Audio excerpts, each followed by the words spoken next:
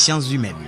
Pour tout si là, qui te permet toute ville Port-au-Prince à tout pays à découvrir sans vaillance, sans fête et sans partage, yon ak l'autre. Film ça, c'est pour tout le monde qui ouse tes pays d'Haïti accent yo, ou bien qui te paré pour faire ça, monde que gros livre l'histoire, k'ap pas songer.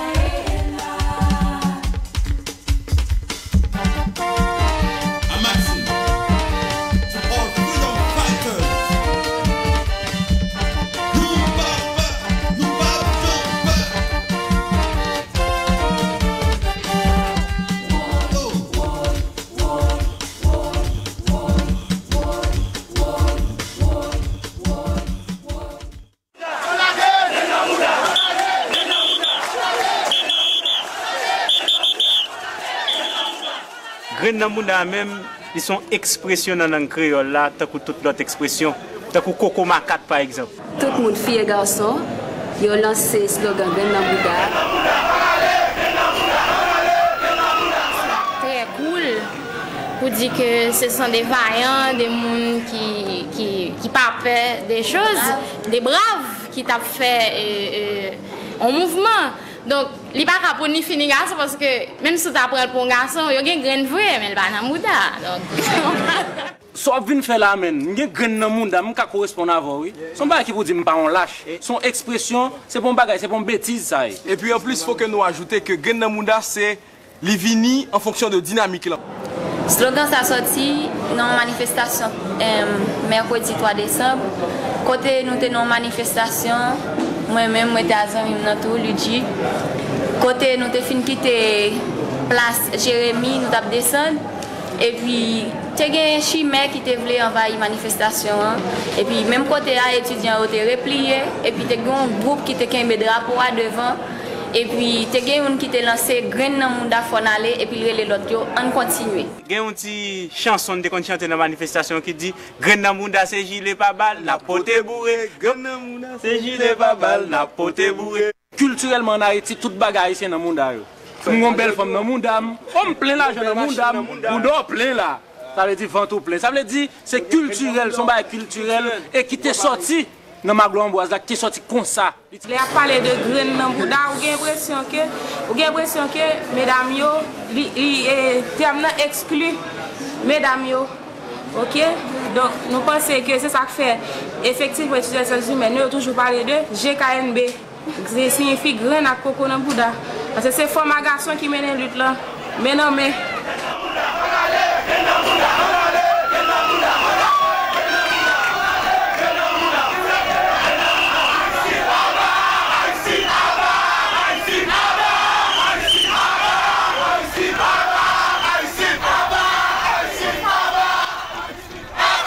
songer proverbe ça. Son proverbe clé. Son proverbe clé qui connecté avec tout message là. Comme nous intelligents, nous comprenons. La osée, fait banda, tout en soleil, pas levé.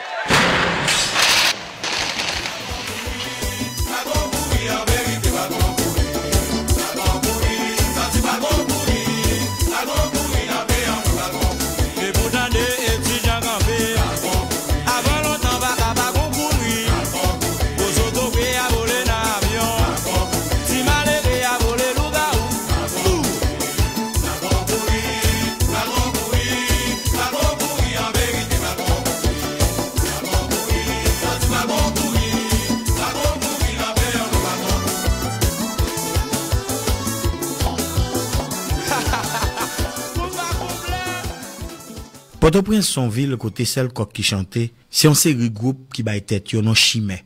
Y a craponné tout moun à coup de roche, coup de fouette, coup de bouteille pipi avec matière fécale, coup de zam. Zé fait dans la rue impossible malgré j'ai fort opposition. Yo tout fait yo avant que yo fait. Chef l'État lui-même, pas occupé des affaires l'État. Li mépriser moun qui en face li en dans pays. Grain bagay qui vraiment compte pour lui, c'est pays gros bibit.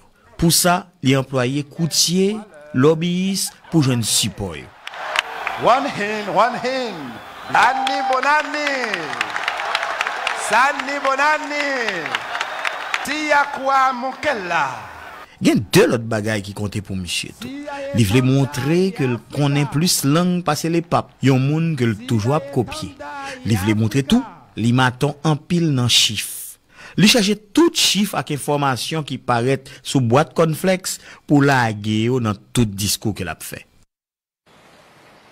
Côté me camper devant Kaisa en face palais, m'a suivre toute actualité. L'année 2002.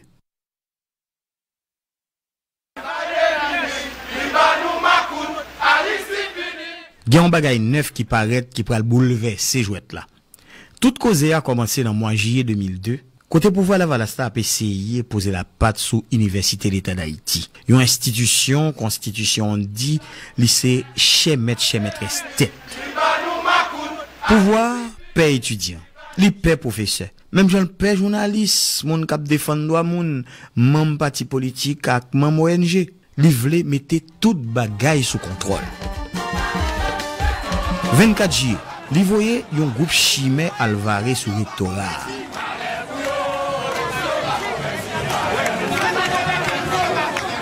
« 27 juillet, yon lot attaqué local faculté des sciences.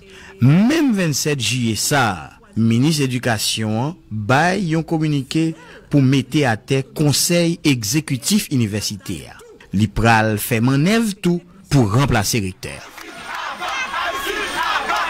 Étudiants ont réagi. Droit au menacé. Sorti juillet, rive novembre, c'est bataille. Bataille sans prendre souffle pour indépendance université l'État. Yo créé d'abord comité jeunes faculté sciences humaines et puis front résistance pour indépendance université l'État.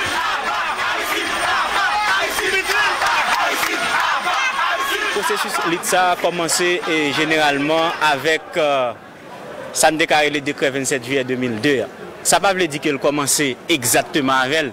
Tu as gagné des processus bien avant que tu aies enclenché. Mais ça ne t'a pas dit moment détonateur même, ça détonné, ça qui enclenché le mouvement, c'est le Jean-Bertrand Aristide, pouvoir la Valasse là, nommé un recteur dans cette université. Ça veut dire que tout étudiant même senti menacé en termes de acquis que tu as gagné après pouvoir du allié à quitter pays, après dictature.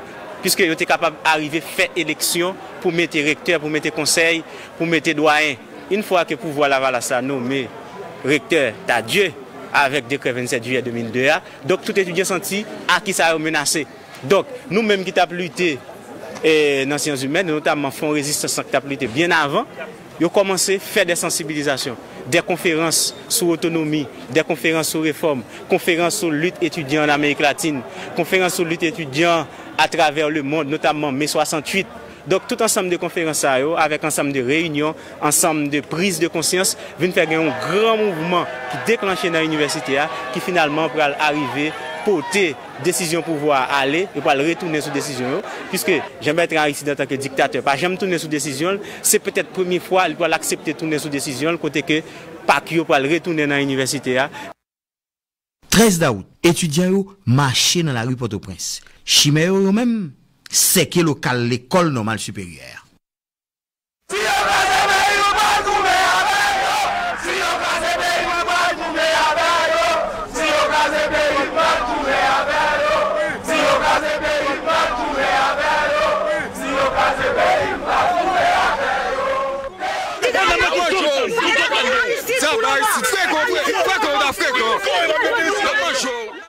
« 13 novembre, étudiants au temps mes effets devant Parlement. Depuis les ça, ils ont longé doit directement sous président qui est responsable tout coup y a peu prend. Ils ont demandé pour l'aller. Étudiants ont trouvé monsieur pas digne pour jouer rôle président. Surtout, leur songer, c'est avec une participation 5% population et puis un conseil électoral qui pas légal, après un pile magouille, l'arrivée président. Quant à pour président lui-même, sympathisants yo gen yon grain parole dans bouche yo. Aristide doit faire 5 ans mandat là. 15 novembre, étudiants et professeurs tant mes effets dans la rue Port-au-Prince. Yo reprend rectorat.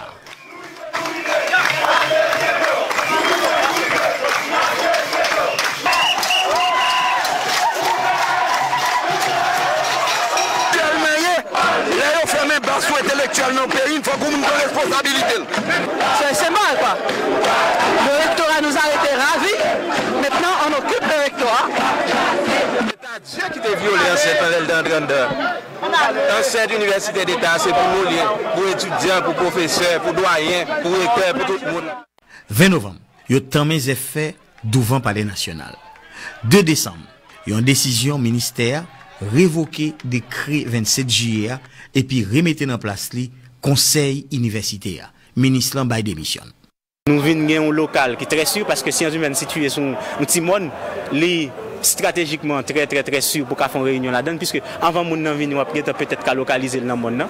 Donc c'est ça que fait une petite classe, nous venons tourner refuge, nous venons tourner base là, côté que plusieurs réunions faites et plusieurs parlers faites, plusieurs réflexions, plusieurs conférences.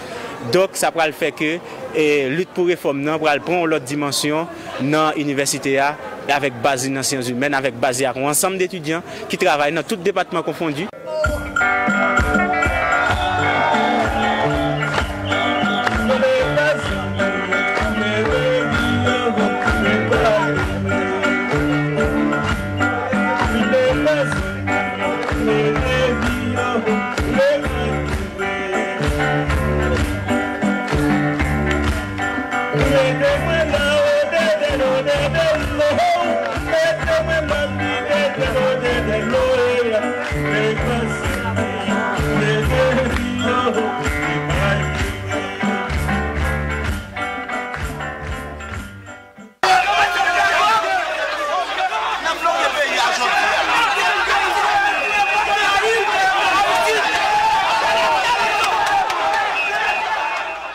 Nous-mêmes dans l'université, nous pensons que le problème pays d'Haïti est à la fois structurel et conjoncturel.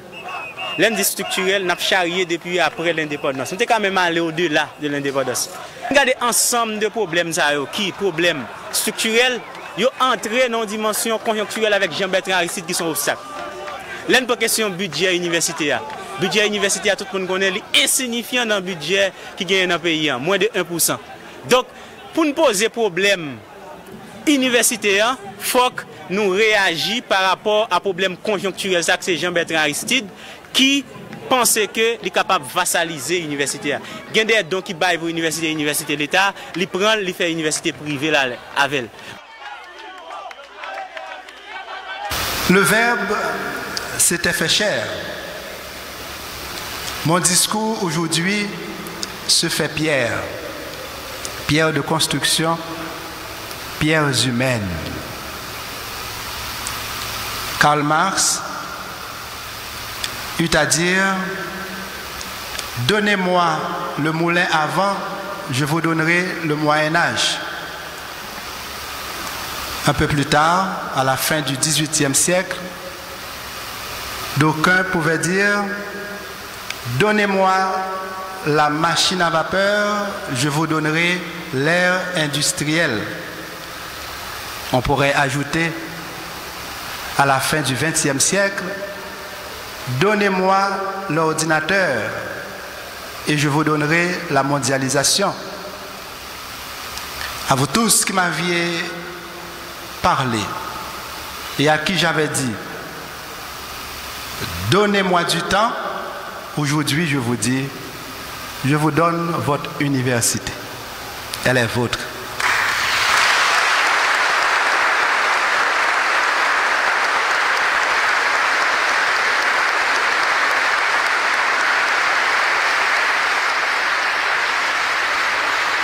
Comme aujourd'hui, mon discours se fait pierre vivante,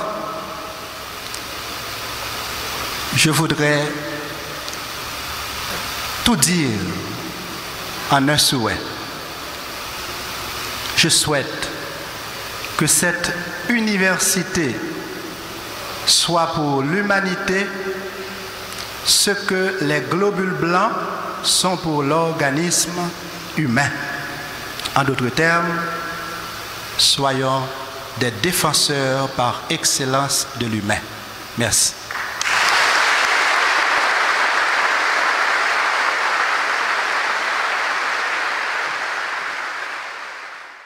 N'a posé problème petit paysan dans pays arrière pays, n'a posé problème moun k'ap mouri par balle, n'a posé problème chômage dans pays, n'a posé problème grand goût, lutte finalement la prend ampleur qui va le tourner en ampleur. Dès qu'a dit national qui va le tourner en ampleur à dimension tout pays et même international.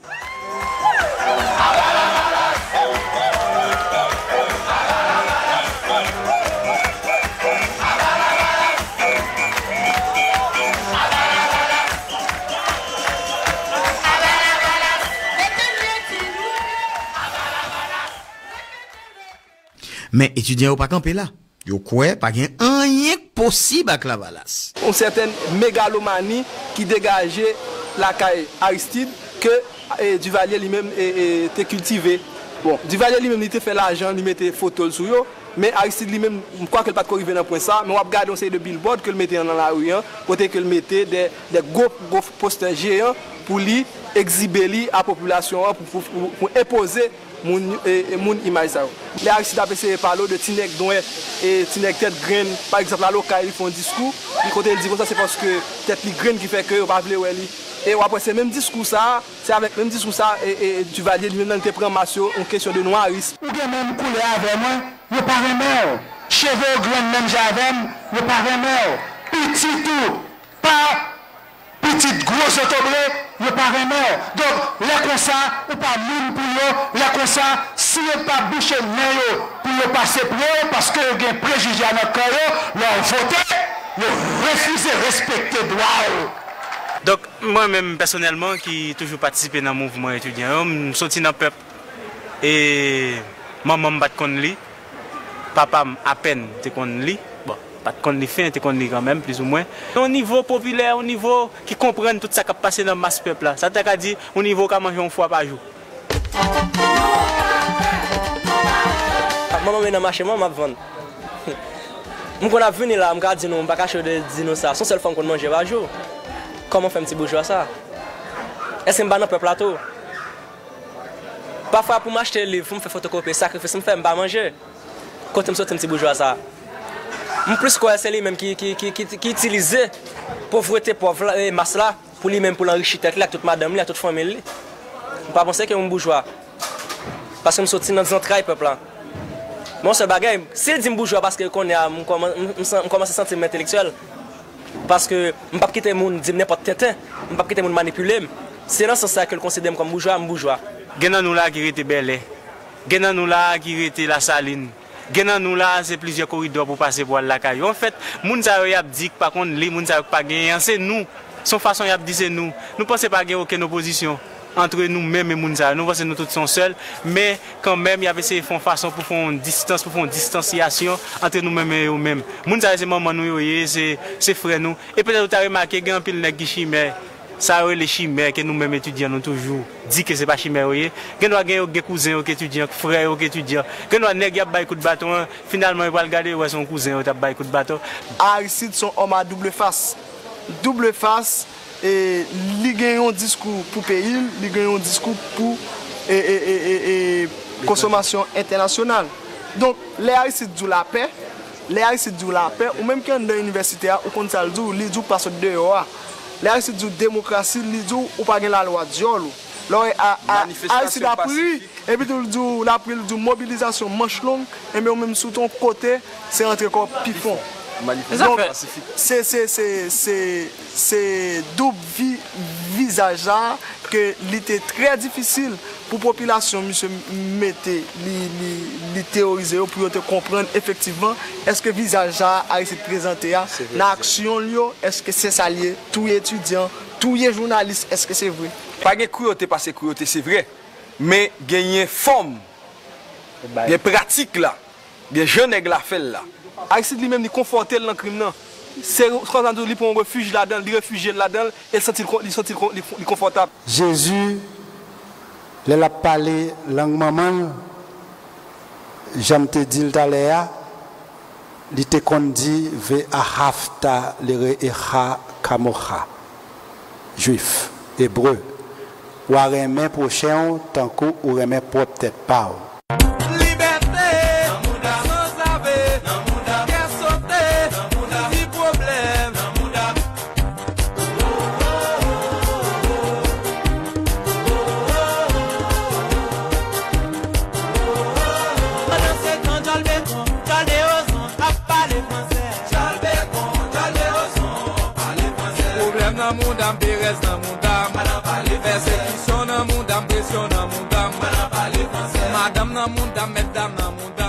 Activité reprend dans l'université. Étudiants fini l'année malgré pile de blosailles. C'est pas vrai. On s'attache à quelques stéréotypes de l'histoire. Et c'est ça qu'il faut éviter. C'est ça ce que doit éviter l'universitaire. S'attacher à des stéréotypes parce que les stéréotypes sont toujours des falsifications. Le visa c'est étudier et lutter. Étudier les l'outil. Étude là nous prend très au sérieux, quelle que soit la raison, nous toujours battre. Pour nous toujours venir dans le coup, nous remettre des voix, même si ça t'arrive, ne pas taper, même appeler notre bail quand même. L'année 2003, l'année ça a commencé mal. 7 janvier, Chimay assassiné étudiant médecine Éric Pierre.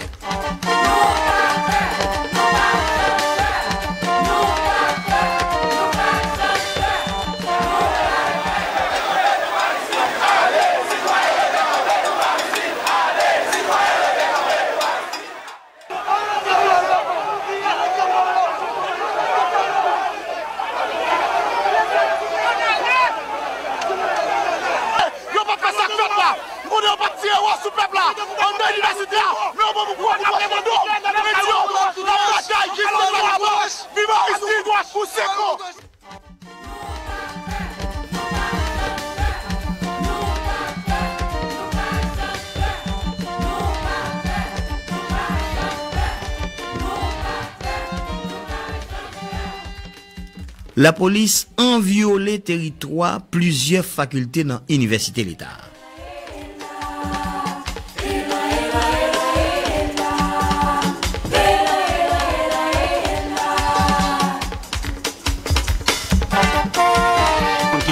Dans le chiril, il m'a dit chef pas camarade tête comme ça me fait c'est moi qui t'a pris la police si vous après tant qu'on aime pas le tirer. Étudiant au Kouleba, gen on calmi dans bataille là. Sorti masse rivé septembre malgré que étudiants yo pas jamais suspendre ba castrol.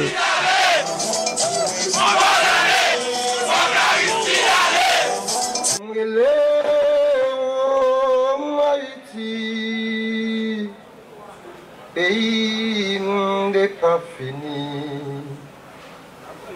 Mwele Haïti.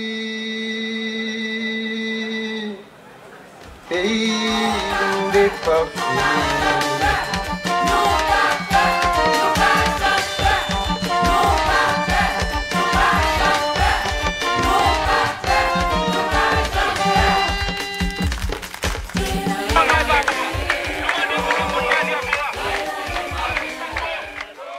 Octobre, mobilisation a commencé avec force.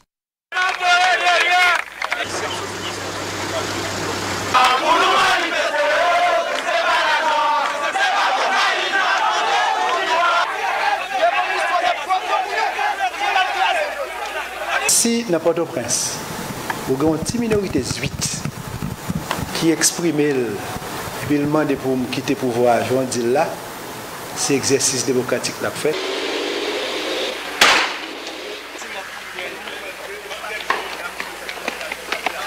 Le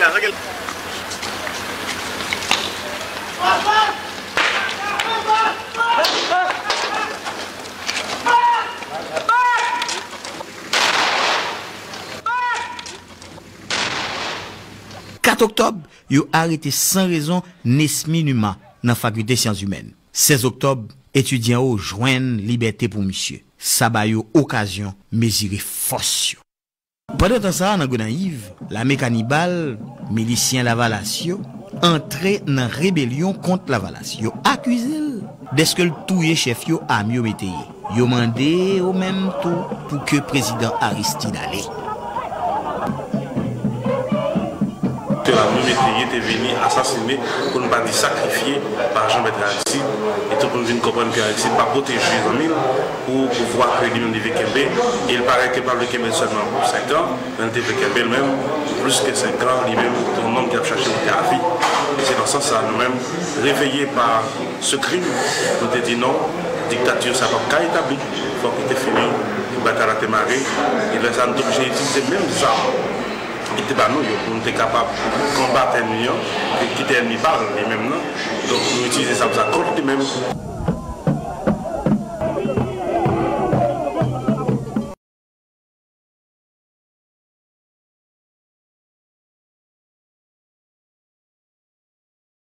Ever in Haitian history to be the voice of the voiceless. This was, again, the Haitian people in power, with all the warts and all the sloppiness and anarchy that come with a newly born government.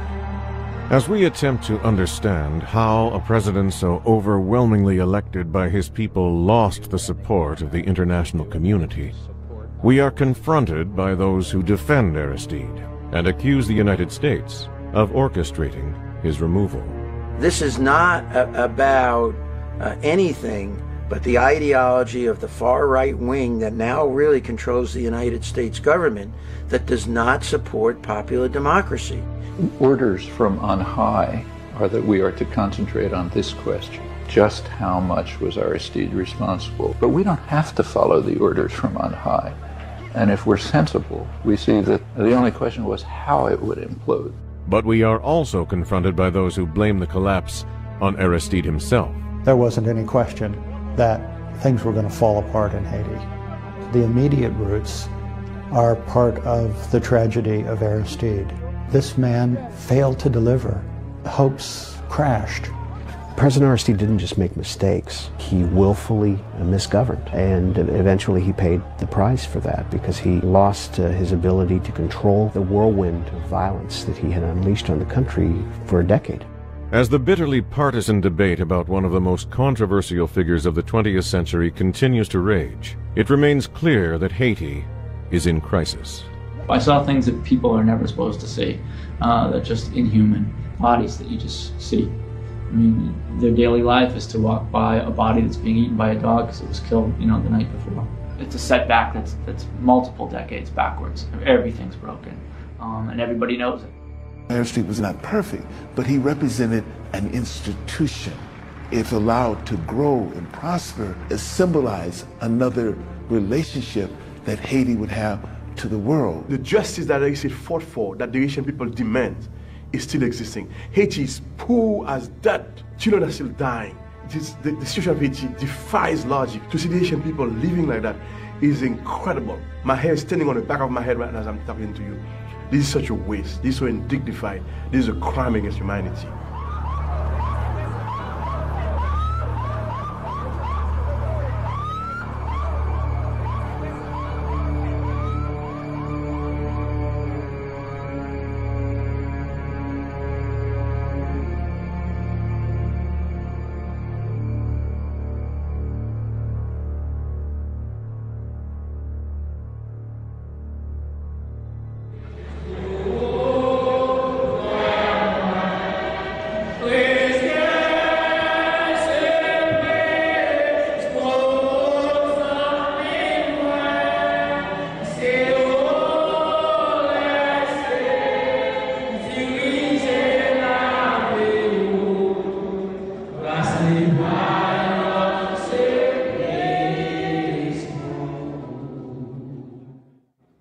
Je connais Aristide depuis 1982, et au moment où il a été ordonné prêtre. Et j'ai suivi son évolution, son engagement dans la théologie de la libération et aux côtés des jeunes. While Father Guy Poulard came to oppose Aristide's presidency, and now serves a small, wealthy parish in Jacmel, he recalls his former colleague's commitment to social change. Après plus de 20 ans de dictature et du valieriste, la population haïtienne aspirait à autre chose. Moi, je sentais en lui un homme qui était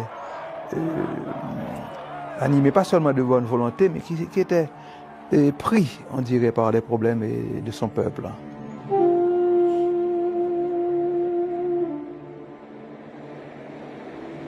Dr. Paul Farmer, an American physician and anthropologist who has worked in Haiti's impoverished Central Plateau for 25 years, agrees with Father Poulard. The majority of his inspiration comes from listening to very, very poor parishioners, people living in slums, people who are child servants, women who have many children but don't have any stable employment. And that was the focus of his own ministry as a priest. Farmer's clinic has grown into an impressive medical and educational complex and serves as a model for bringing health care to the world's poorest communities. Farmer himself has been outspoken in his support for Haiti's embattled former president. When you look back at people who adopt ideas that are unnerving to the powerful, the idea, for example, that the Haitian poor just want poverty with dignity and a few basic rights, you know, clean water to go to school, etc. Those are profoundly disturbing ideas in some circles. And they're profoundly popular ideas among the poor themselves. Already well known as a tireless advocate for the poor, in the late 1980s, Aristide began drawing attention for his fervent criticism of the military and foreign domination of the country. Si vraiment ils reconnaissent avoir volé, si vraiment ils reconnaissent avoir volé à travers leurs compatriotes tout au long du processus de colonisation, si vraiment ils veulent dire à la face du monde entier qu'ils sont développés, qu'ils commencent à ne pas avoir pitié d'Haïti. Nous n'avons pas besoin de pitié, nous. Qu'ils commencent à ne pas avoir pitié de nous, mais à reconnaître le droit que nous avons, droit de récupérer un peu de ce qu'ils ont volé.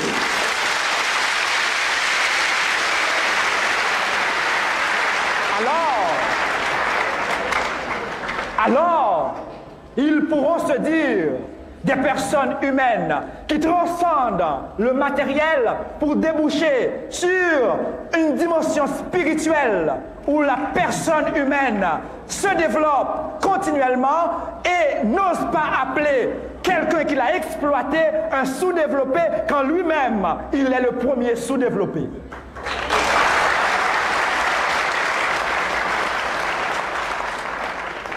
Aristide's passionate speeches chastising the world's wealthier powers not only had an impact in Haiti, but within the international community as well.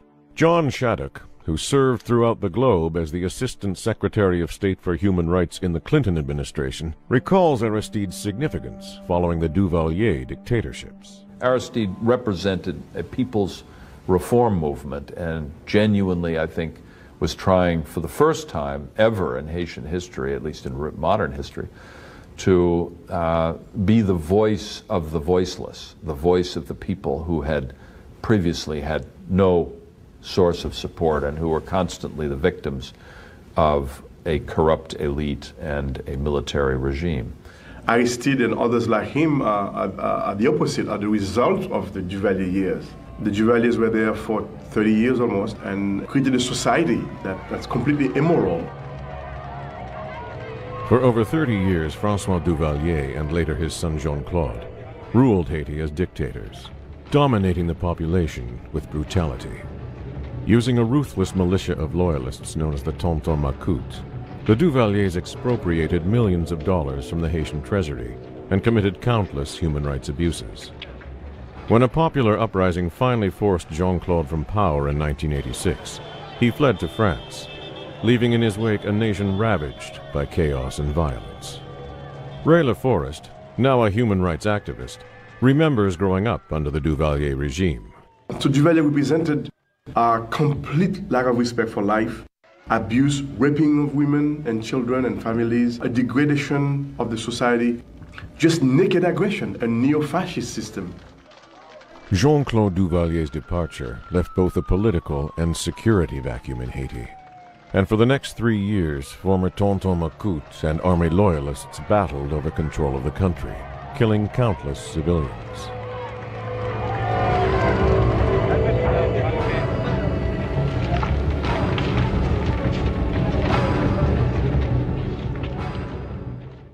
In 1990, the international community finally decided it had seen enough unrest, and a UN mission was dispatched to Haiti to oversee a presidential election. Father Aristide, refusing to be intimidated by multiple assassination attempts and the burning of his church and orphanage, decided to run for the presidency.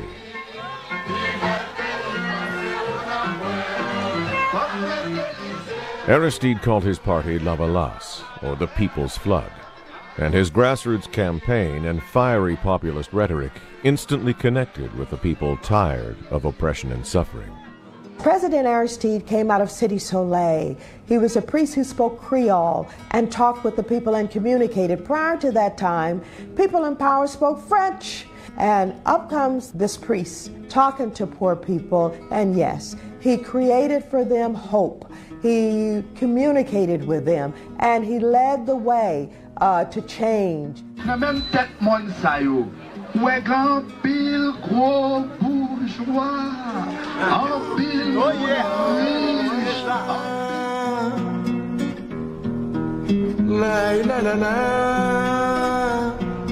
Today, President Aristide lives in exile in South Africa. When we spoke with him there, he described the challenge of trying to work with a society dangerously divided into wealthy elites and millions of poor. We said we should not create a kind of war where rich fighting poor and poor fighting against rich, but a kind of place where rich and poor can work together. He's simply saying to the property classes, you have to give a little more to the poor. We want to move from abject misery to dignified poverty. That was his program. But those in Haiti's elite class who opposed Aristide's social reforms accuse him of being divisive. En prônant la lutte, une sorte de lutte des classes, là, il a tout cassé, je crois. Il fallait évidemment prôner le partage, parce que il faut le reconnaître, en Haïti, notre élite n'a pas travaillé suffisamment à la promotion des masses. But Danny Glover, a political activist, actor, and close friend of Aristide who's been following events in Haiti for over 30 years, disagrees. To raise the minimum wage just slightly, which was what Aristide attempted to do, to bring medical services to that island, which has not only inadequate medical services, but is one of the leading countries in the region in terms of HIV/AIDS. To bring those things to that island were very minimal things that you do for people who you consider to be human beings. Not all of Aristide's opposition came from within Haiti. 600 miles to the north, the U.S. government had its own ideas for the upcoming election. Noam Chomsky, a professor at MIT who has written extensively about Haiti, remembers the American reaction to Aristide's candidacy. Finally, in 1990, Haiti had its first democratic election. The U.S. was appalled by the outcome. The victor was a populist priest, Aristide, whose support had come from a lively civil society that had developed in the slums and the hills that nobody was paying any attention to, just poor people. And the idea that they would elect their own president was outrageous. The U.S. at once moved to try to undermine the democratic government, withdrew aid, transferred aid to opposition elements. Before Aristide had even entered the race, the U.S. government had put millions of dollars behind the campaign of a former World Bank official, Marc Bazin.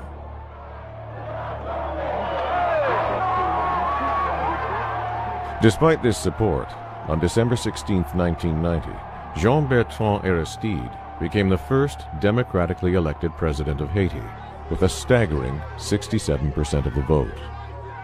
It was a boldly voiced mandate. But while the Haitian people rejoiced, Aristide's opponents, both in Haiti and within the U.S. government, began to explore more palatable options. When the United States picked Mark Bazin to be the candidate, he comes out with a scraggly guy who's talking about union rights, who's talking about, reivindication of the Haitian people. And because he was able to bring them together so well, I mean, within 3 months of being a candidate, Aristide won the election with a huge plurality. The West was extremely terrified of the potential for Aristide. Aristide's talk of union rights and higher minimum wages in Haiti put at stake for the U.S. business community 20,000 assembly line jobs, contracted at less than 50 cents a day by corporations like Disney and Walmart. Sweatshop labor formerly protected by the island's heavily armed elites and political instability. The forces that were at work were long-standing supporters of the old regime in Haiti, particularly the old military regime, but also some of the Haitian elites. There were support for those elites in the old regime in the U.S. Congress.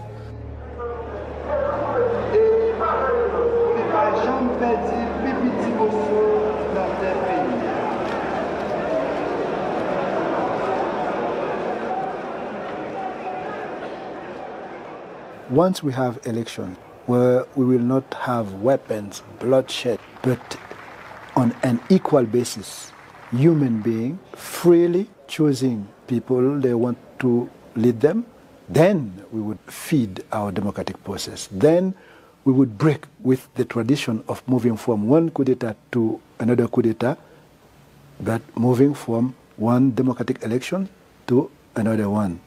That was the goal. Aristide represented a threat to them because Aristide was the voice of the 85% of the country who had never been heard. If that can happen in Haiti, then it could happen in Colombia, and it's obviously happened in Venezuela, it can happen in Peru, and so on down the line. And they do not want those kind of popular democracies because they believe that they will confront U.S. economic interests. In 1990, Haiti had the first free, fair, democratic elections when I became president. 7 months later, a coup happened. At that time, Bush's father was the president of the United States.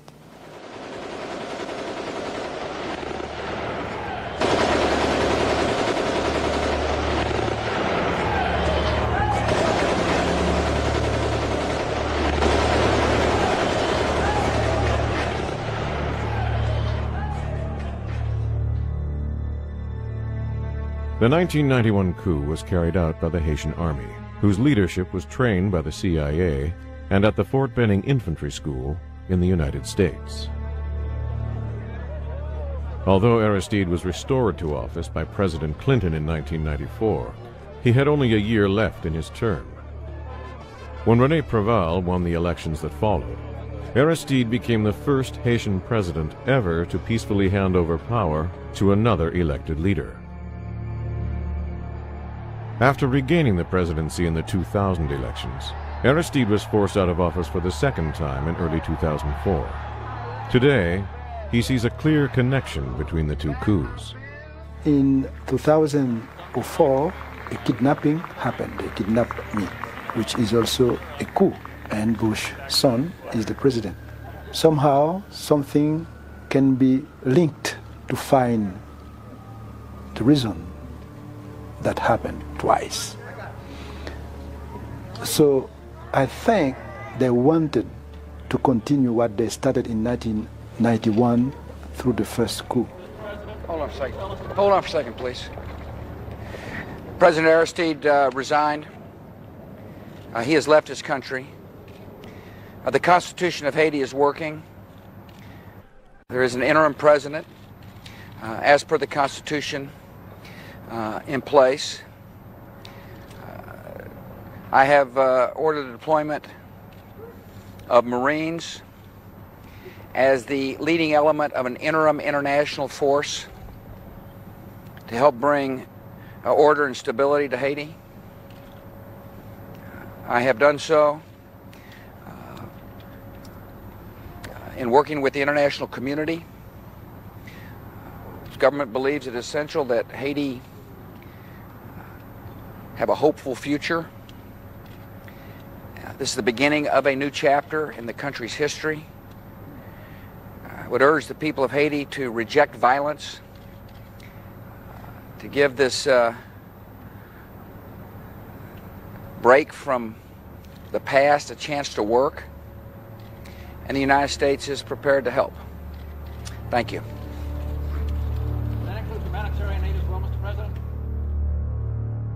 Again, the world watched as Haiti descended into violence and chaos. But this time, the circumstances surrounding Aristide's departure are far less certain.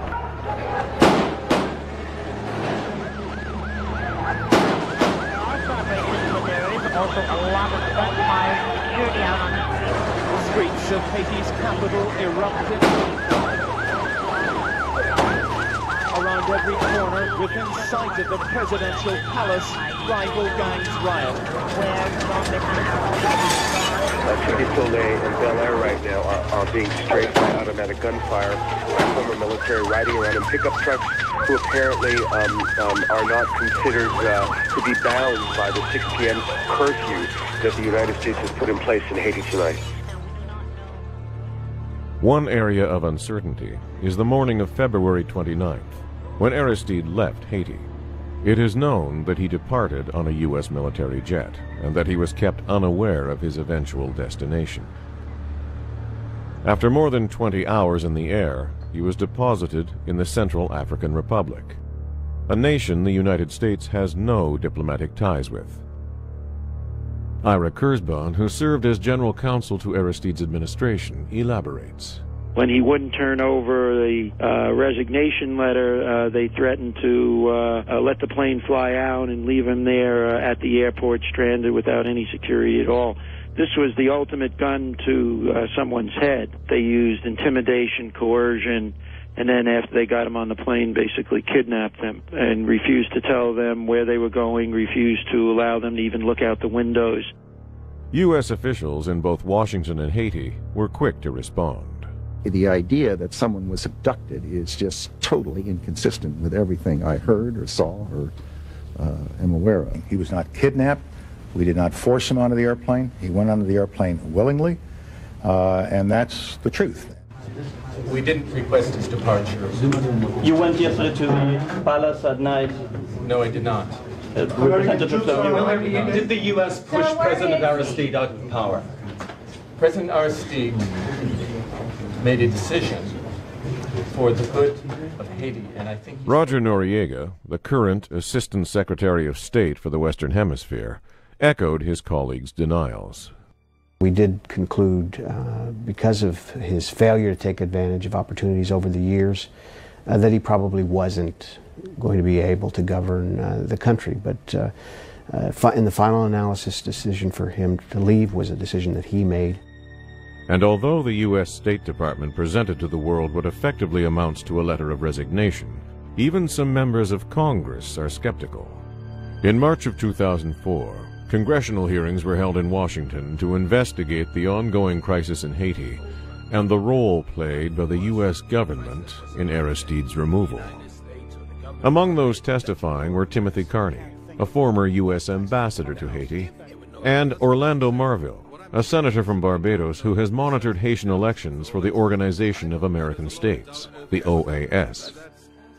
Both now serve on the board of the Haiti Democracy Project, the most powerful anti-Aristide lobby in Washington. For calling these hearings, let me take advantage of the ambassadors that are here and ask them, what does coup d'etat mean as relates to American understanding of the international understanding of that French term, coup d'etat? Ambassador Carney, I'm going to ask Ambassador Marville as well, but since both of you are professional diplomats, what does it mean to you? A blow against the state, if you will, the forcible seizure of power, and there are any number of ways to perpetrate one. There was a book, in fact, done in the mid-'60s by Edward Luttwak. That's good for me, though. Entitled coup d'etat. I concur with that. It's a forcible takeover of power, but that's an old definition, and I think one is moving towards a definition of a takeover by force. a subtle takeover, Very a good. soft coup, a hard coup, and so on. Let's take an academic thing. From what we know, from what Secretary Noriega said, what does not make this a coup d'etat as ambassadors understand it? Rebels, force, fear, flee. When we interviewed both diplomats, they again stopped short of calling Aristide's departure a coup. But they underscored the U.S. decision to facilitate his removal. As you appreciate, Aristide had an American guard, not Haitian. And he asked the guards if they were prepared to stand up and fight to the end. And they said no. As I gather, he went to the U.S. Embassy and asked if they would do something about it. And they said no. I think if you look at Haiti and Aristide and the United States, you are inescapably led to the logic that the international community, those who care about Haiti, looked at Aristide and found him inadequate. Yet some of those who Carney describes as dissatisfied with Aristide's presidency have been more than just bystanders to Haiti's political wars. The Washington-based Haiti Democracy Project, which Carney now chairs, is largely funded by the Boulos family, a Haitian conglomerate that owns several media outlets constantly used to lambaste President Aristide. The Group of 184, another anti-Aristide organization, is also headed by an American, Andy Aped, the president of Alpha Industries, one of the oldest and largest assembly factories in Haiti. The leader of the opposition, financially supported by the United States, is an American citizen, Andy Aped, who owns sweatshops in Haiti, and he opposed the rise of the minimum wage when President Aristide said the minimum wage has to be raised from 38 cents a day to $1 a day. But are these interests significant enough to topple the government?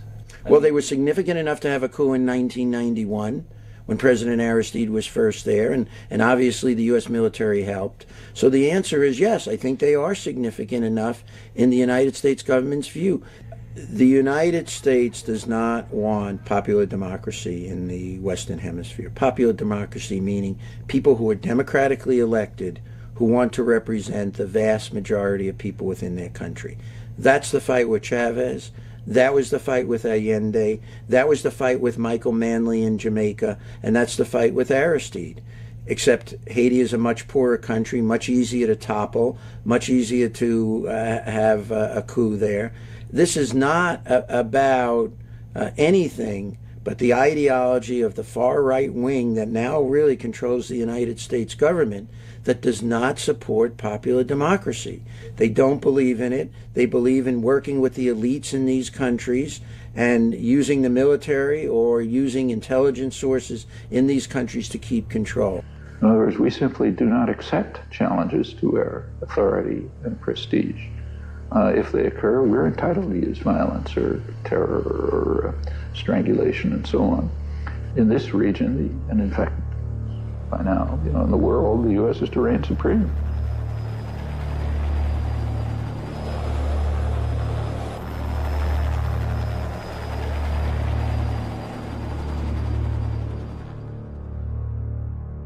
Actually, in Haiti, what we have is a real genocide. The huge majority of the people, as Lavalas, they are in hiding.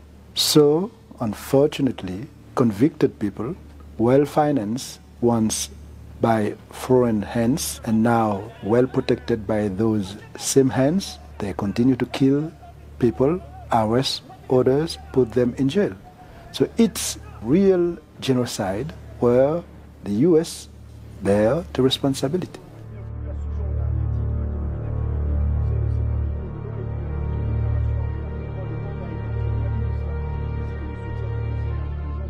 Yet not all in Haiti were affected by the violence and chaos of the 2004 coup. In Pétionville, where many of the elites who opposed Aristide's presidency live behind locked gates and armed guards, we asked if such a violent overthrow could have been avoided. A sociologist and writer well known in both Haiti and abroad, Lennox Urban opposed Aristide's presidency. La transition qu'on voulait par rapport à Aristide, c'était pas d'abord le départ d'Aristide comme tel, c'était une transition qui permettait de maîtriser la police, qui était truffée de bandits introduits par Aristide, habillés même en policiers par Aristide, et des moyens pour juguler les gangs que Aristide appelait les bases de son parti. C'était ça le problème principal. Donc on en voulait à Aristide pour ça. Et donc, si on arrivait à contrôler cela, Aristide aurait pu rester au pouvoir. Mais Aristide n'a même pas compris cela.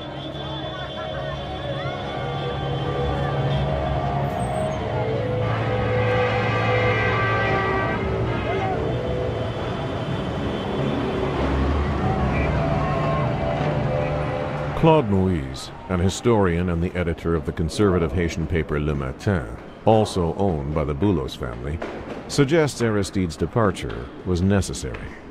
Mais la communauté internationale voulait une solution négociée. Donc la solution pour être négociée, il fallait que ce fût avec les deux parties. Autrement dit, Aristide d'un côté et l'opposition de l'autre. Donc la communauté internationale a joué jusqu'au bout. Mais au moment où elle s'aperçoit qu'il n'y avait plus rien à faire et que la situation risque de basculer dans une anarchie totale, à ce moment-là, ils sont intervenus et ils ont dit à Aristide, il n'y a plus rien à faire, il faut que vous partiez.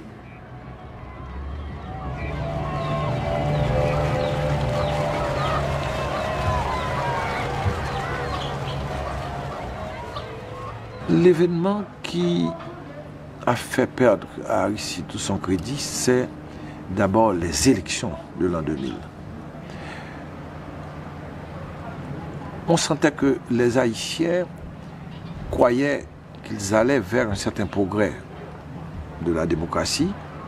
Or, on a vu qu'Aristide a tenté de manipuler, et il a réussi. Là, on a trouvé ça extrêmement suspect. C'est à partir de là qu'on voyait que Aristide s'accrochait à un pouvoir qu'il voulait absolu. Toute la crise va se développer autour des élections jusqu'à la chute d'Aristide. The controversy that arose during the parliamentary elections in May of 2000 in Haiti posed a new kind of challenge for Aristide. First, his opponents accused the Lavalas party of stealing 8 Senate seats.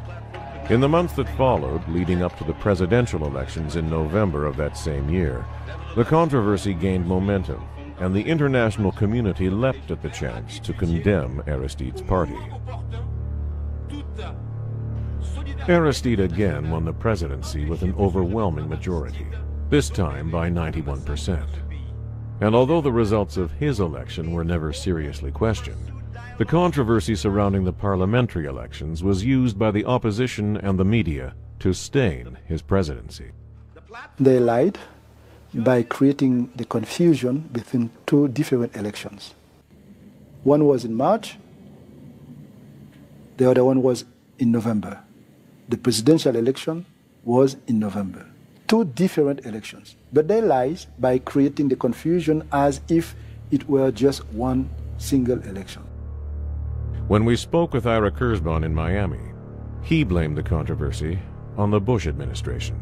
They saw after the May 2000 election that the Famille Lavalas party was going to be in power for the next 20 or 30 years. This was not only about Aristide, and was not, I would even say, principally about Aristide. It was really about the destruction of the Lavalas party, because the Lavalas party is what represented the majority interest. At the congressional hearings in 2004, Secretary Noriega again tried to use the 2000 parliamentary elections to question the legitimacy of Aristide's second term. And the fraudulent parliamentary elections once again in May 2000. This series of farcical electoral exercises. I was there, Mr. Noriega. Let's really understand what the fraudulent elections are all about so that the American people understand them. The elections themselves were relatively well done, given the situation in Haiti at the time. It was about whether the certain runoff for 7 Senate seats would occur. Is that a fair statement, Mr. Noriega? Yes, it is an accurate statement. Thank you.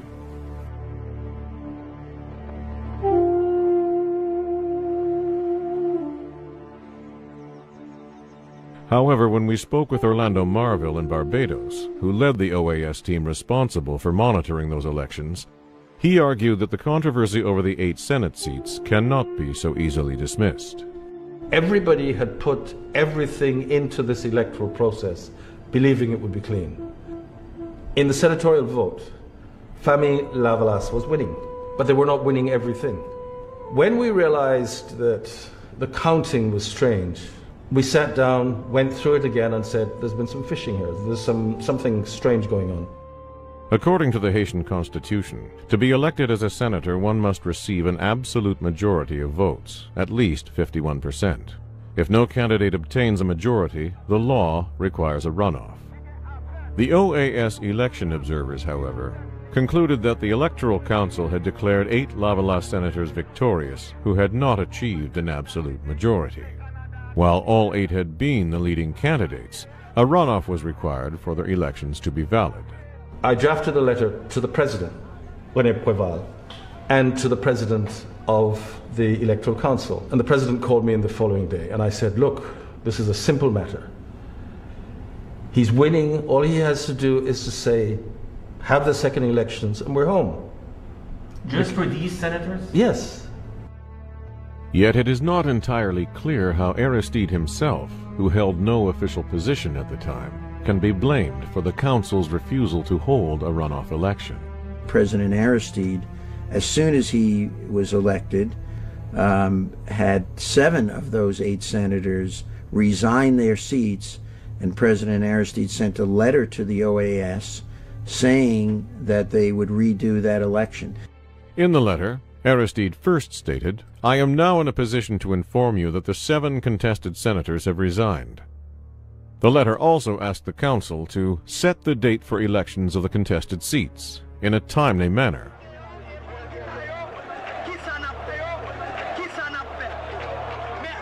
Andy Aped's group of 184 joined with the Democratic Convergence, a political conglomerate partly funded by the U.S. government, to form the opposition voice that instigated much of the electoral crisis. Notre position au niveau de la plateforme démocratique est claire. Il faut le départ de Jean-Bertrand Aristide comme premier élément de solution de cette crise. So they just continued to raise the bar, to continue to make it clear that they were not going to accept any surrender. They were taking no prisoners. They wanted Aristide out. The opposition, of course, knew that it couldn't win in a general election. You could have observers from all over the world, and they couldn't win. You could have every vote counted and recounted and counted and recounted again, they couldn't win. So the only way in which they could actually assert themselves and take power was to create the kind of crisis and conflict that ensued. Those 8 contested seats were ultimately used as the excuse for a full-scale embargo on Haiti, which was really designed not to do anything about those 8 seats, but really designed to topple the Lavalas government. With a population of nearly 8 million, a jobless rate hovering near 70%, a well-armed elite unwilling to pay taxes, and a federal budget of only $300 million, Haiti was a nation most desperately in need of foreign aid. Yet throughout the 1990s and into this millennium, the U.S. government blocked the international financial institutions from helping the first democratically elected government in Haiti's history.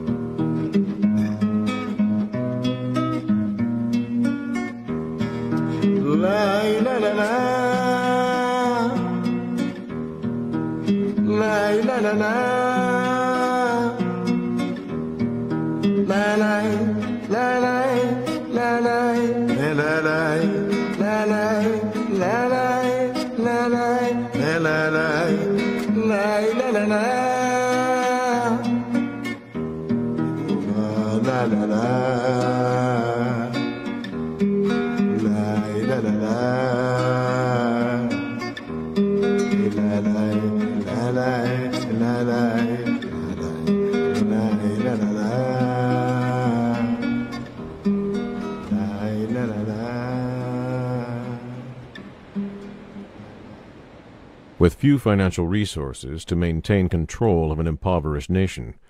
President Aristide frequently spoke out against the embargo. Débloquer pays. Pour malheureux aller souffle en bas grand goût, débloquer pays.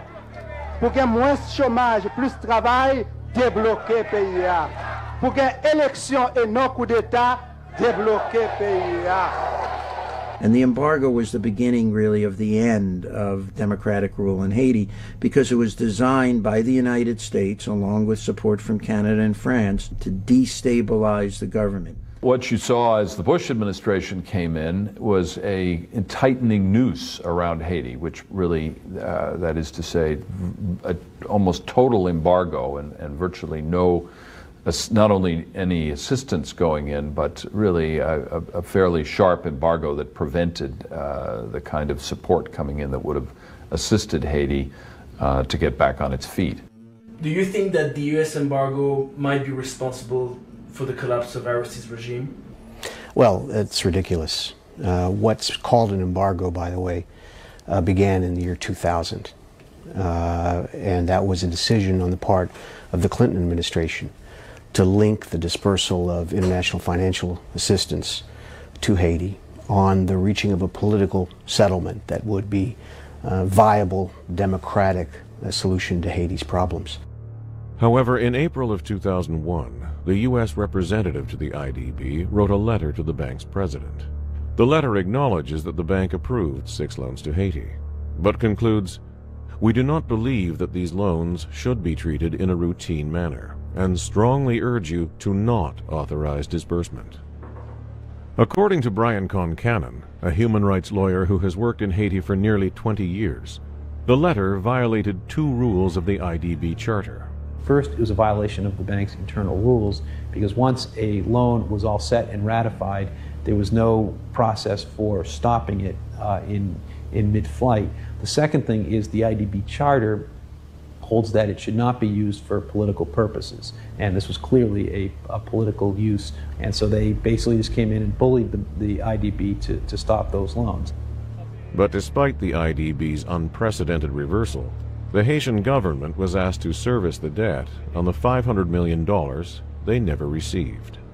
They prevent Haiti to get that money, and they oblige us to pay $5 million as interest for the money, which they still kept at that time. Although the Bush administration continually argues that the United States has given more than $850 million in aid to Haiti over the last decade, Maxine Waters and Jeffrey Sachs, one of the world's leading macroeconomists, point out that none of that money went to the Aristide government. People know that the figure that the chairman and others referred to today of $850 million did not go to the Aristide government. How many people understand that there's a difference between bilateral aid that goes directly to the government and the funding of non-government organizations? How many people understand that?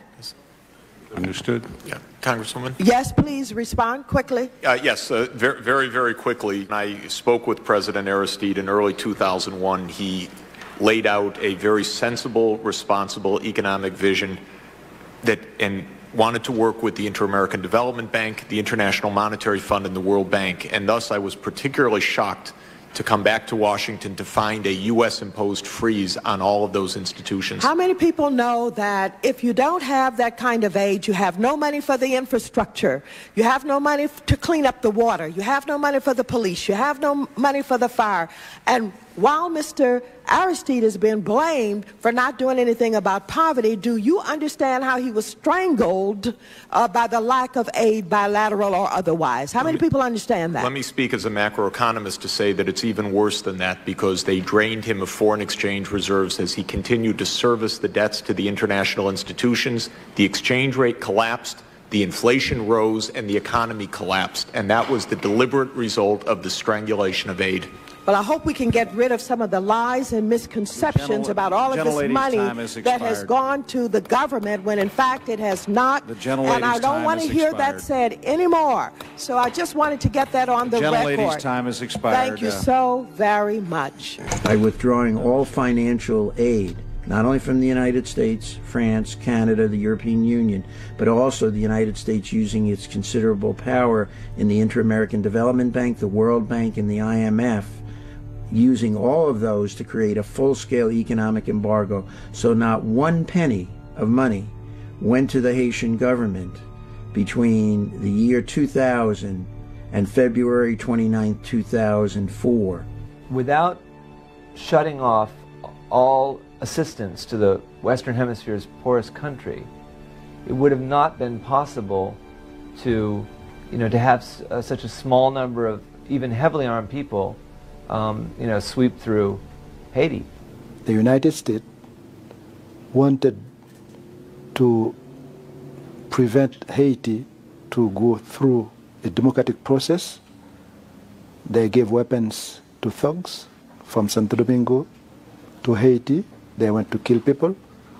Every year, they spent about $55 million US, and last year it went up to $70 million US, financing thugs, convicted people, political parties. Even James Dobbins, who worked in Haiti on behalf of both the Clinton and Bush administrations, and is now a consultant for the Rand Corporation in Washington, acknowledges the mistake. I think that the decision to cut off all assistance to Haiti in 2000, a decision which wasn't just American, by the way, but which Europe agreed to, is directly responsible for the disintegration of Haitian institutions and the weakness which would allow 200 armed criminals to overthrow the government. And as James Dobbins suggests, it is not only the U.S. government that has been blamed for Haiti's descent into chaos. For Napoleon's France, Haiti was the Republic's most valuable colony in the New World, capable of generating immense wealth on the backs of the island's enslaved population of Africans. By the summer of 1800, however, a freed slave named Toussaint Louverture had taken advantage of the constant skirmishes between the Spanish and French to form a formidable army of his own. In January of 1801, Toussaint expelled the European powers from Haiti, freed the slaves, created a constitution, and became governor of the island.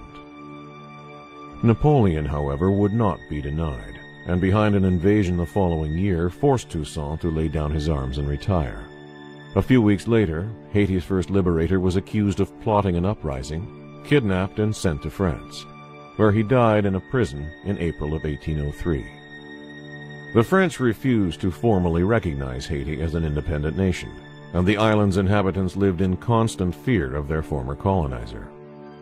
In 1825, the French sent 14 warships into the harbor of Port-au-Prince, and under the threat of reoccupation and restitution of slavery, coerced Haitian President Jean-Pierre Boyer to pay France 90 million gold francs in exchange for diplomatic recognition.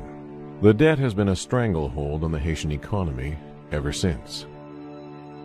In an attempt to remove this burden, on the bicentennial of Toussaint's death in April of 2003, in a bold and desperate speech, Aristide called upon France to return the money, which his government calculated to equal over $21 billion. Il nous faut, premièrement, restitution, deuxièmement, réparation. Parce qu'en 1825, sous le gouvernement de Boyer, nous avons dû payer 90 millions de francs or à la France. Aujourd'hui, nous réclamons au moins la valeur capitalisée pour l'année 2003, soit 21 milliards 685 millions 135 571,48 dollars US.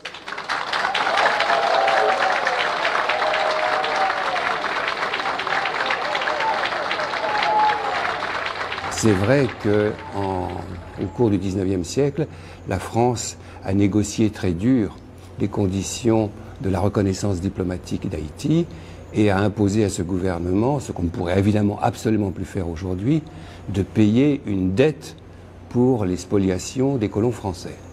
Enfin, ce sont des choses qui seraient inconcevables aujourd'hui et qui ont lourdement pesé sur l'économie d'Haïti pendant tout le XIXe siècle.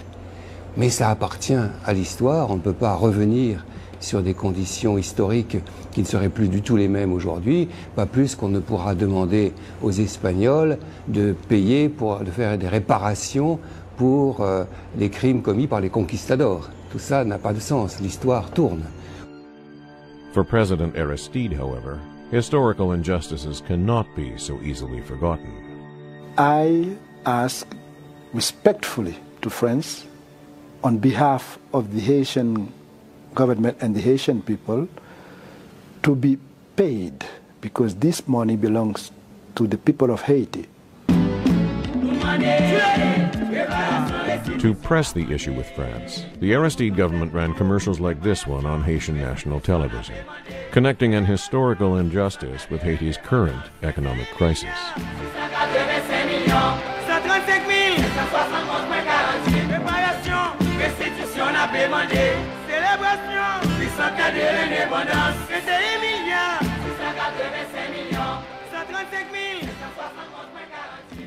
Aujourd'hui, la France est là pour coopérer, elle va coopérer avec Haïti, elle souhaite le faire, développer cette coopération, mais pas à la suite d'un calcul de boutiquier, inspiré d'ailleurs par des avocats américains, rembourser un argent qu'elle ne considère pas devoir.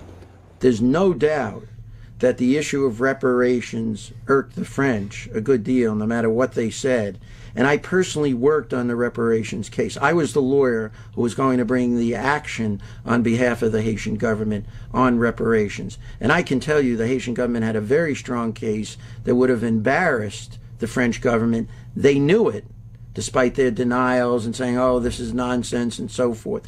They were so concerned about it that they stole legal documents. Their consul in Haiti somehow got internal legal documents regarding the claims that were going to be made against the French government. So as much as they were saying publicly that this was something that was not that important, they were busy trying to find out everything they could about the action that was going to be brought against them. The difference between the Haitian case for restitution is that it is a strong legal case as well. Haiti was the subject of multiple trade and diplomatic embargoes from 1804 on.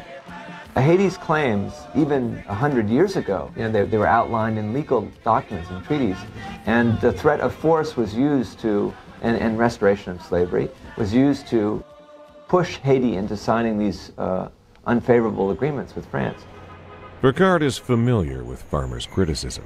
Ah oui, Paul Farmer a été un soutien inconditionnel d'Aristide sur ce dossier de la réparation.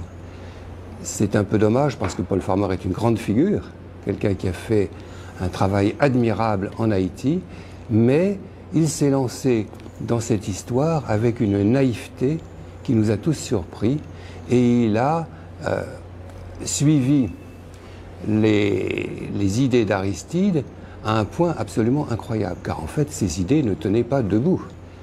For Rico Dupuis, a Haitian journalist for Radio Soleil, Aristide's request was a mistake. Look, you don't fight two major powers at the same time.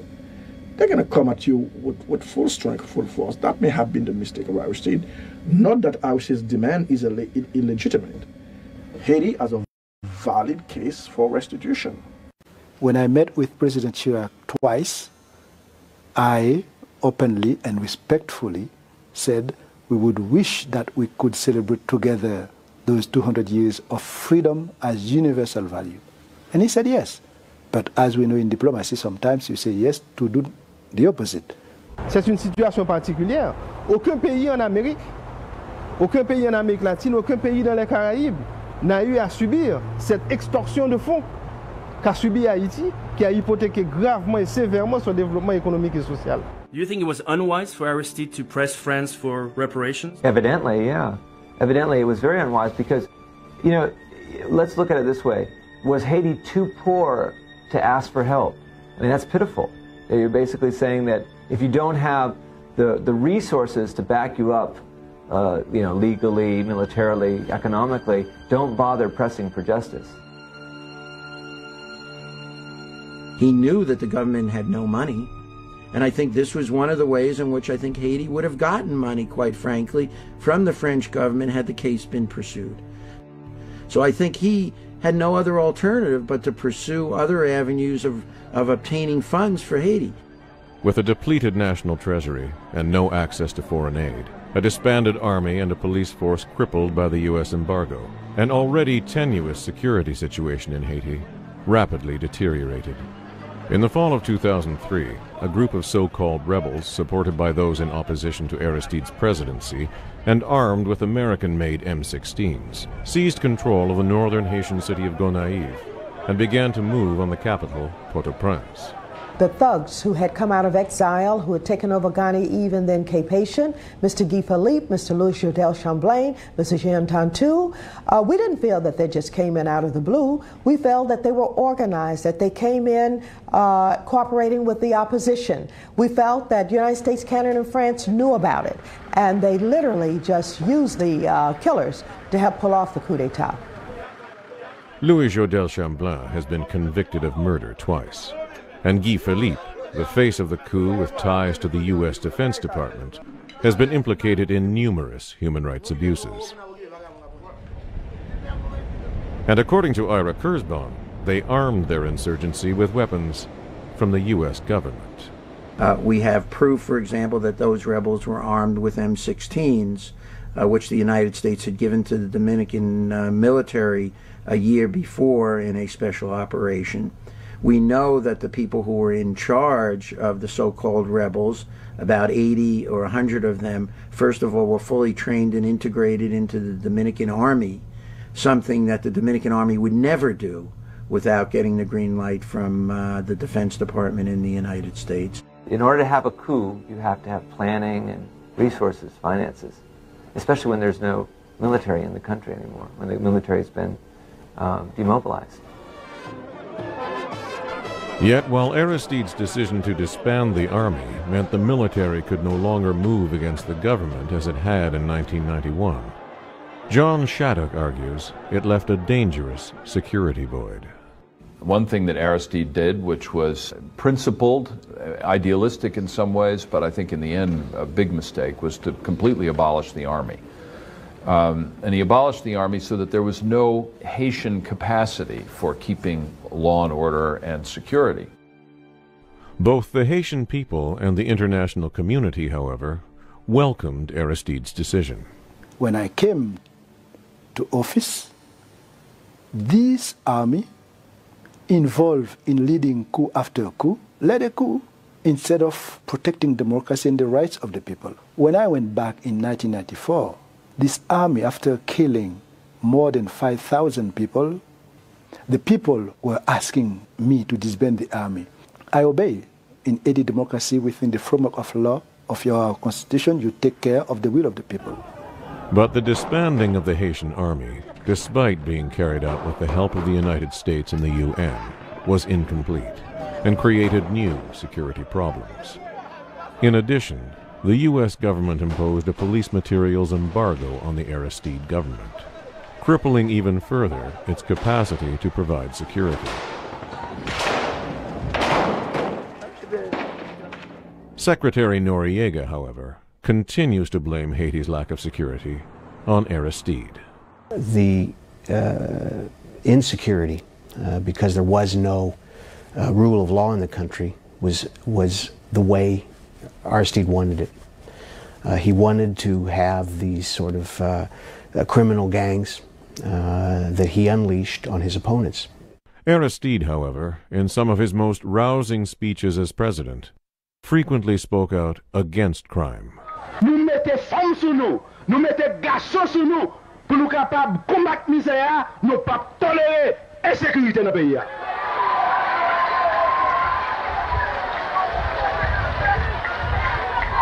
Moi, je veux, moi, décidé pour tout Haïtien vivre en paix. Là, on est en place publique, il faut sentir à l'aise. Il ne faut pas quelqu'un sauter. Il faut que Zingendo pas qu'à venir oser menacer ou. Pays c'est pour nous lier. Pays c'est pour nous tous liés. Ou pas qu'à déjà dans la misère. Et puis pour qu'on y a pour criminels comprendre la force vie avec les autres. Nous ne pouvons pas tolérer ça. Nous ne pouvons pas tolérer ça.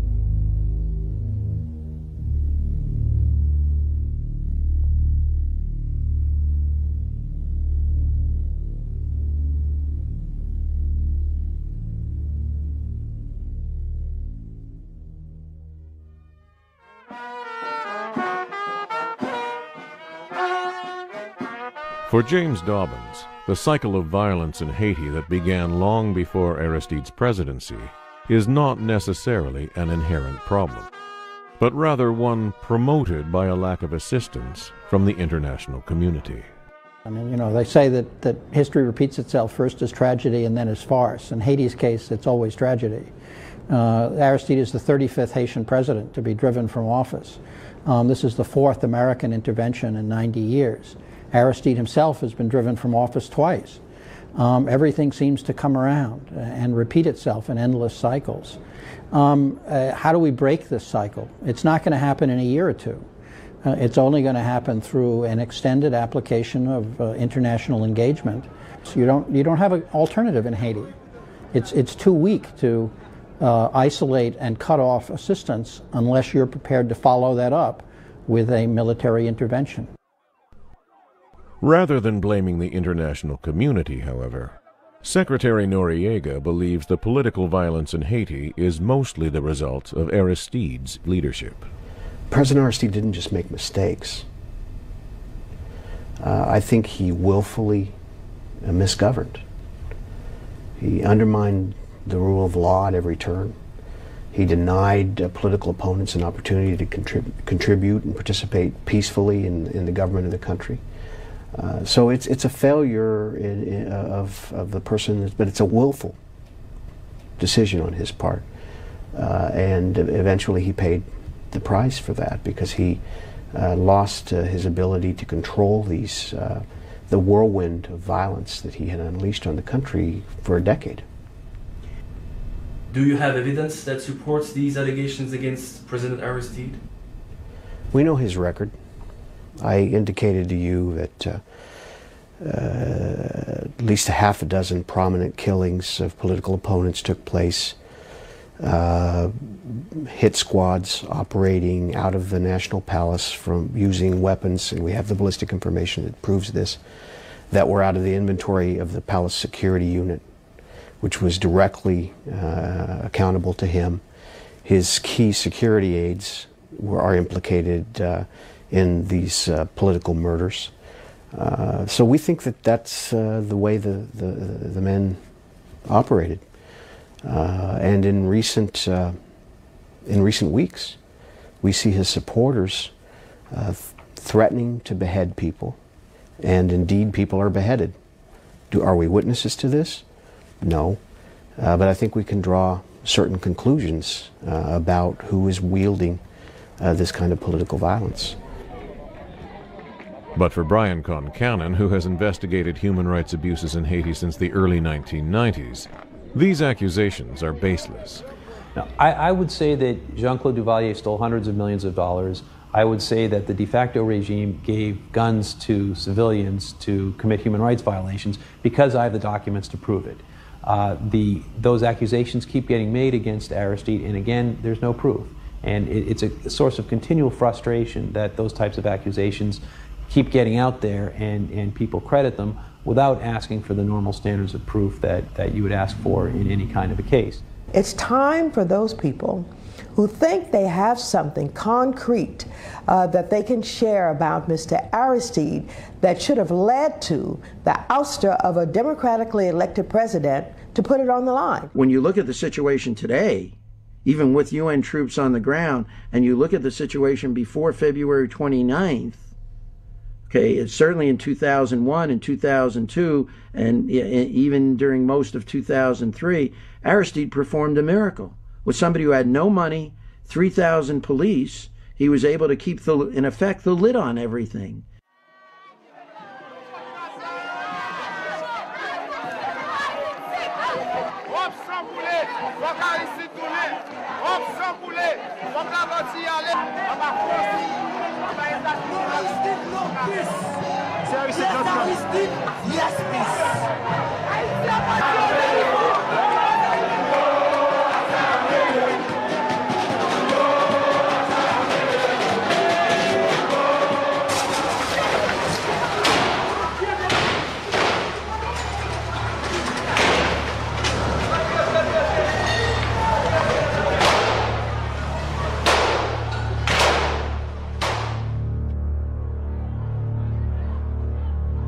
If the Haitian people continue on the ground to say yes to our president and we want him to be back, it's because they believe in democratic values.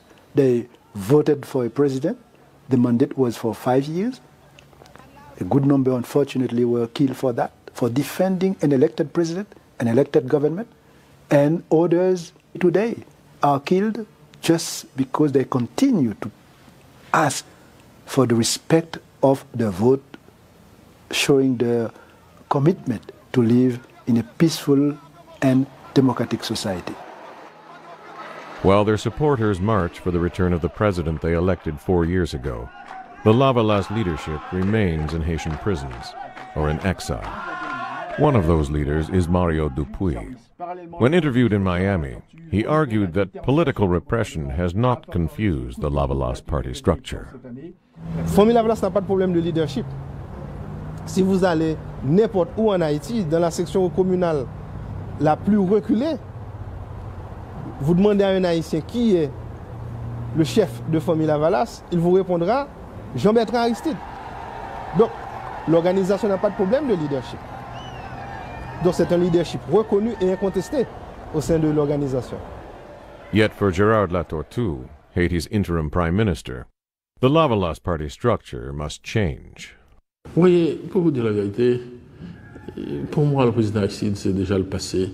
Je ne voudrais pas même revenir et sur tout ça, mais n'empêche qu'il exerce un pouvoir et sur certains de ses partisans. Peut-être qu'il continuera à l'exercer aussi longtemps que peut-être Hitler ne cesse d'exercer une influence sur l'extrême droite du monde entier. Nous invitons tous les partis politiques, y compris le parti Lavalas de M. Aristide, à joindre le processus électoral parce que, comme on le sait bien, dans une démocratie, le pouvoir ne peut s'acquérir que par les urnes, par le vote, et non pas par les armes. Comment voulez-vous, moralement, politiquement, nous puissions demander à la population d'aller participer dans un processus électoral sans garantie et à la famille Lavalas de participer dans des élections quand ses dirigeants, ses cadres sont en exil?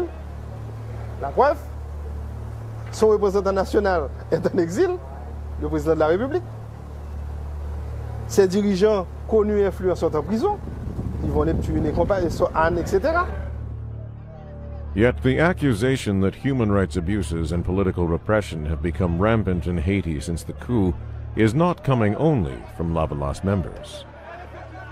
Alarmed by the horrific reports he was hearing from his contacts in Haiti, Thomas Griffin, a decorated U.S. attorney who was the first to document the human rights abuses in Haiti under the interim government, returned last November with a team from the University of Miami to conduct a more thorough investigation. I came back with probably over 200 photographs and about 300 pages of notes and some tape recordings. I saw things that people are never supposed to see. They're just inhuman. I mean, my report does show plenty of pictures of bodies that you just see. I mean, their daily life is to walk by a body that's being eaten by a dog because it was killed, the night before. Or the police had charged through and shot a lot of people the day before.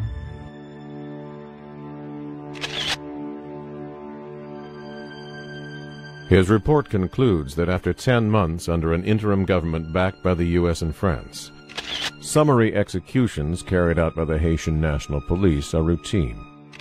Haiti's brutal and disbanded army has returned to occupy much of the countryside, and former members of Aristide's administration and Lavalas leaders fill Haiti's prisons with no real charges brought against them. The most articulate voices and the most spirited voices for democracy in Haiti are being allowed to die from starvation and from violence.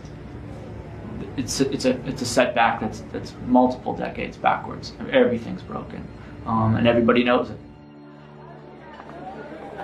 In February of 2005, we encountered what the UN called a cleaning operation in the Port-au-Prince slum Bel Air. Amidst this heavily armed presence, few dared to appear on camera or speak to us about Aristide or Lavalas.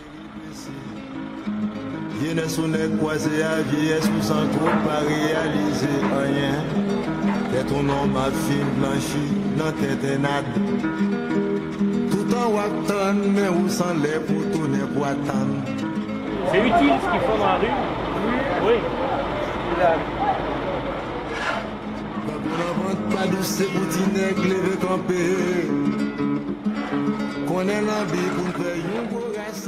Aristide lui-même son président gentil. Aristide lui-même métier. Aristide ba nous métier. Ça veut dire tout. Côté nous vin malade là tout. Si t'es là, t'as bien soin dans l'hôpital là. L'hôpital là pas t'a crasé comme ça si Aristide t'es là. L'hôpital là pas t'a pas grève comme ça. Ça veut dire t'es toujours joindre aide. Aristide lui-même, il fait à un pile pauvre. Si Aristide t'es là, malheureux ça pas t'a comme ça. Moi pas t'a batté comme ça. Il fait assez ou pas assez? Il fait un pile pour pauvre. Il fait plus que maintenant? Il fait pour un pile pauvre. Et ça fait, ouais pas ouais, pour voir Aristide ba nous-mêmes. Qui yon moun tap gade, qui m connaît ça m'a dit ya, m pa rendre pour mal nan morgue là parce que pour me souffrir à terre moi-même, m bito al nan morgue là.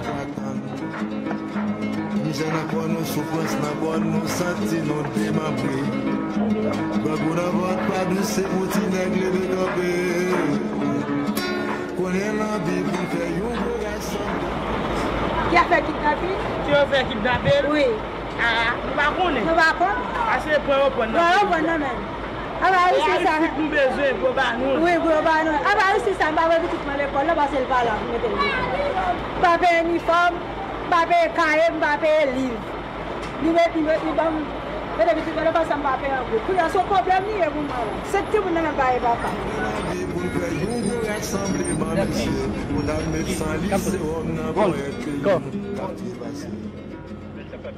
Despite economic embargoes imposed from abroad, relentless attempts on his life, and ceaseless criticism leveled by foreign governments and wealthy elites, President Aristide is proud of what he was able to accomplish while in office. My predecessor had an embargo, economic embargo imposed on the country.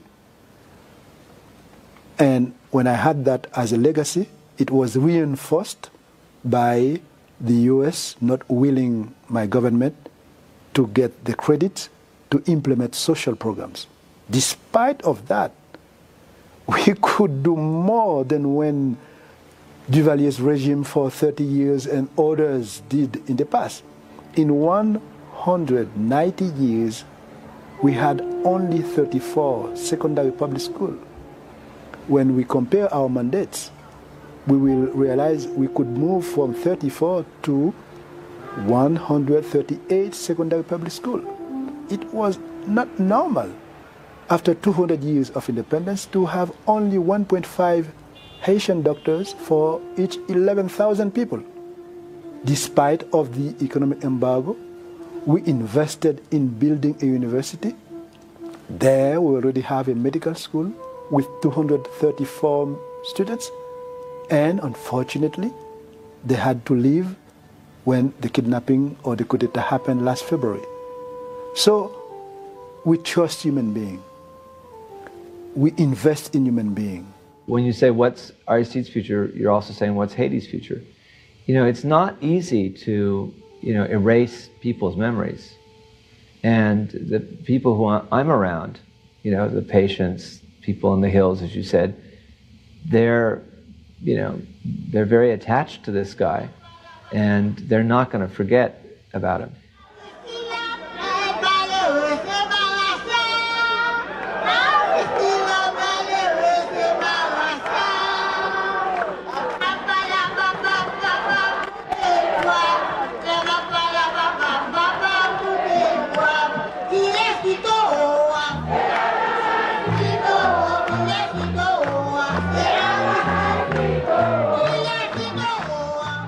Aristide is a phenomenally charismatic person.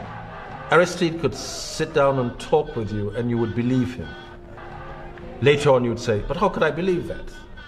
Very often charismatic people get caught up in their own charisma and lose track of what is necessary on the ground. And I think that happened in the case of Aristide. Aristide's ascension was not this overnight fame of some actor playing out his life at that particular moment.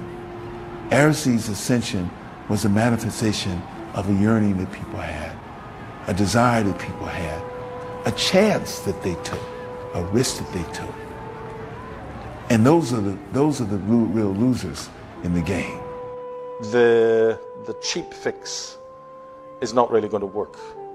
Haiti needed considerable amount of funding from the international community to build up its justice system, to build up its internal security system, the police, whatever you want to call it, while the interim government was in place. The interim government has not been able to do any of this, and you're left with a situation where you're going to elect somebody, and that person is going to be pretty much in the position of Aristide, either in his first election or his second. That is not a good prospect. I wonder how some people will be able to look at themselves in a mirror one day. Their sons, their relatives, when they will be seeing what they did in 2004, how will they react? You can do your best to kill the truth, but you will not be able to kill it.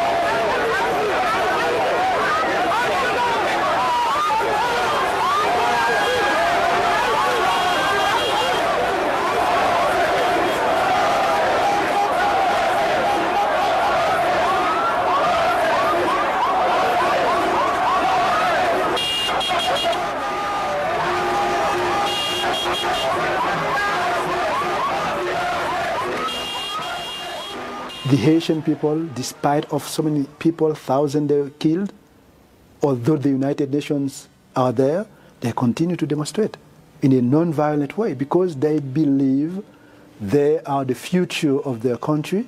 They will not wait for the world to give it as a gift to them, but they are doing their best to protect what they have to protect: freedom, democracy, dignity.